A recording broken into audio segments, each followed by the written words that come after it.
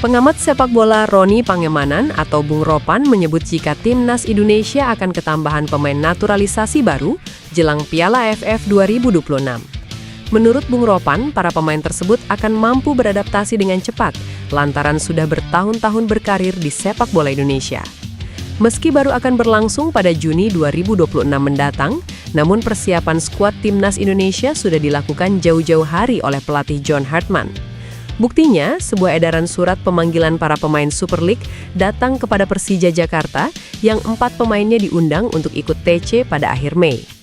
Memang untuk ajang Piala AFF 2026 kali ini, skuad Garuda tidak bisa memulangkan para pemain yang tengah berkarir di luar negeri, khususnya Eropa. Berkaca dari situasi ini, mau tidak mau John Hartman akan memanfaatkan komposisi skuad yang ada, salah satunya talenta yang tersebar di Super League. Di beberapa klub Super League ada juga para diaspora yang pada awal musim memilih kembali ke Indonesia. Pemain yang paling santer dikabarkan bakal dinaturalisasi timnas Indonesia adalah Ciro Alves dan David da Silva, bintang Brasil milik Malut United. Baik Ciro Alves dan David da Silva sama-sama telah mengajukan diri untuk menjadi WNI. Mereka bahkan telah berkonsultasi dengan Kanwil Kemenkumham Maluku Utara pada Desember 2025. Pemain keturunan Indonesia Dean Zandenbergen kembali menjadi sorotan di sepak bola Belanda. Striker berdarah Depok ini menunjukkan performa impresif di penghujung musim, termasuk saat mencetak 2 gol penting yang membantu VVV Venlo meraih kemenangan krusial. Performa tajam tersebut membuat Zandenbergen semakin kuat dikaitkan sebagai calon pemain naturalisasi untuk timnas Indonesia. Pada laga penutup musim, Zandenbergen tampil sebagai bintang saat membawa VVV Venlo mengalahkan Almere City dengan skor 3-1. Ia mencetak 2 gol sekaligus dan dinobatkan sebagai man of the match, mempertegas insting tajamnya sebagai penyerang. Secara keseluruhan, musim 2025-2026 menjadi panggung konsistensi bagi Zandenbergen. Ia mencatatkan 35 penampilan dengan torehan 15 gol dan 3 assist di kompetisi liga. Kontribusi tersebut membantu VVV Venlo finish di papan tengah klasemen dengan koleksi 45 poin. Jika proses naturalisasi berjalan lancar, Zandenbergen berpotensi memberikan dimensi baru bagi lini serang timnas Indonesia. Dengan kombinasi ketajaman dan konsistensi, ia bisa menjadi tambahan penting dalam proyek penguatan skuad Garuda di level internasional. Kehadirannya dinilai bisa menjadi solusi di lini depan Garuda yang tengah membutuhkan sosok striker produktif. Sinyal positif datang dari Eropa, di mana striker klub Serie A Bologna, Thijs Dallinga menjadi sorotan PSSI. Setelah Dallinga dikabarkan menghindari pertanyaan seputar kemungkinan membela timnas Belanda, rumor mengenai ketertarikan PSSI untuk menaturalisasinya kembali menguat. Dalam sebuah wawancara, Dallinga secara terbuka menyatakan fokusnya saat ini hanya pada penampilan bersama klubnya.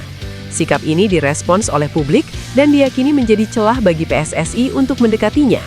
Dallinga dinilai bisa menjadi solusi untuk lini serang timnas Indonesia, terutama setelah menurunnya performa yang dialami penyerang andalan oleh Romeni.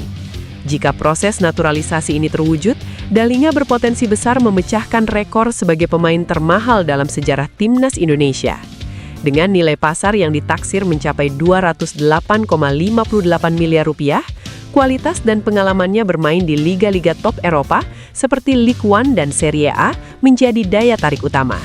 PSSI berharap kehadiran Dallinga dapat meningkatkan kekuatan dan kedalaman skuad timnas Indonesia di level Asia.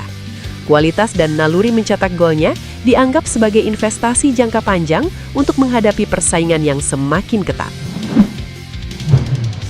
Bek muda Persija Jakarta Doni Tripamungkas dikabarkan masuk radar klub raksasa Polandia, Legia Warszawa.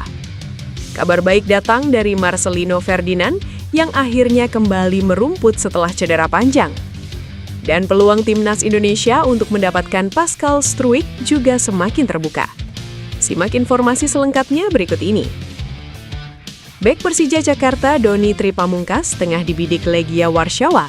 Klub teras Polandia itu kabarnya sudah memantau sang pemain sejak beberapa waktu terakhir. Kabar mengejutkan itu disampaikan akun X Markaja Top News. Mereka mengklaim nama Doni Tri sudah masuk dalam daftar kandidat pemain yang akan didatangkan Legia di musim panas 2026. Doni Tri memang mencuri perhatian sepanjang musim 2025-2026. Pesepak bola kelahiran Boyolali itu tampil sebanyak 22 kali dengan 1 gol di Super League. Bahkan Doni sukses menyisihkan sejumlah pesaingnya di sisi kiri pertahanan Persija. Penampilannya itu membuahkan panggilan ke timnas Indonesia di era John Herdman. Kesempatan tersebut dimanfaatkan Doni dengan baik. Ia bersinar dalam 2 laga di FIFA Series 2026 melawan timnas Saint Kitts and Nevis serta timnas Bulgaria. Bila benar tertarik dan siap mengangkut Doni, Legia disebut harus merogoh kocek hingga 250.000 euro atau setara 5 miliar rupiah.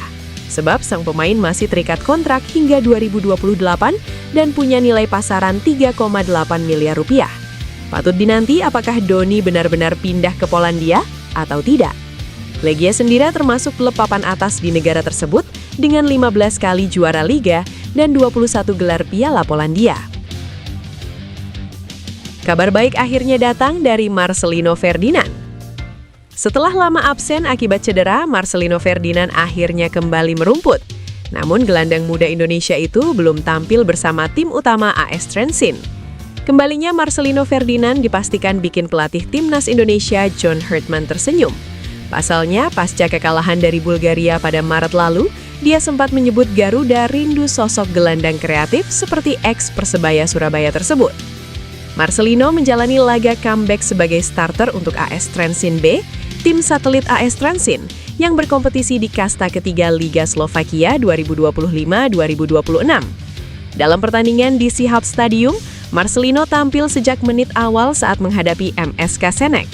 Mantan pemain Persebaya Surabaya itu bermain selama 45 menit sebelum digantikan Matus Igas pada awal babak kedua. Kembalinya Marcelino menjadi sinyal positif bagi kelanjutan karirnya di Eropa. Penampilan ini membuka peluang baginya untuk kembali menembus skuad utama AS Trenčín yang berlaga di kasta tertinggi Liga Slovakia. Sebelumnya, penampilan terakhir Marcelino bersama tim utama AS Trenčín terjadi pada 3 November 2025 saat menghadapi Spartak Trnava. Cedera hamstring yang dialaminya memaksa Marcelino menjalani operasi pada Desember 2025. Ia pun harus menepi cukup lama. Sementara itu, peluang timnas Indonesia untuk mendapatkan Pascal Struijk semakin terbuka. Persaingan ketat di skuad timnas Belanda membuat sejumlah pemain keturunan menghadapi dilema besar dalam karir mereka internasional. Nama yang kini menjadi sorotan adalah Pascal Struijk yang masih berharap masuk tim utama The Orange. Namun peluang tersebut semakin kecil mengingat banyaknya bintang muda yang bermunculan. Pascal Struijk yang kini berusia 26 tahun bahkan sudah mendapat restu dari sang ayah bila ingin membela negara lain. Bek berdarah Belgia itu sebelumnya sempat dikaitkan dengan timnas Belgia yang dinilai lebih realistis memberinya jalan ke ajang besar dunia berbanding dengan Belanda. Akan tetapi timnas Indonesia juga tidak tinggal diam. Kluivert bahkan disebut pernah menemui Struijk secara langsung di Inggris, menandakan keseriusan proyek besar menggabungkan talenta keturunan dengan pemain lokal. Fenomena pemain diaspora yang memilih Indonesia semakin nyata. Kini publik menantikan apakah Struijk dan Dallinga akan mengikuti jejak para pendahulunya untuk berseragam merah putih. Angin segar berembus bagi pencinta sepak bola tanah air. Sosok pelatih karismatik asal Korea Selatan, Shin Tae-yong, dikabarkan bakal segera kembali merapat ke pelukan skuad Garuda dalam waktu dekat. Kabar yang disebut sebagai info A1 ini pertama kali mencuat melalui pernyataan mantan asisten sekaligus penerjemah setianya, Jeong Sek-so atau yang akrab disapa JJ.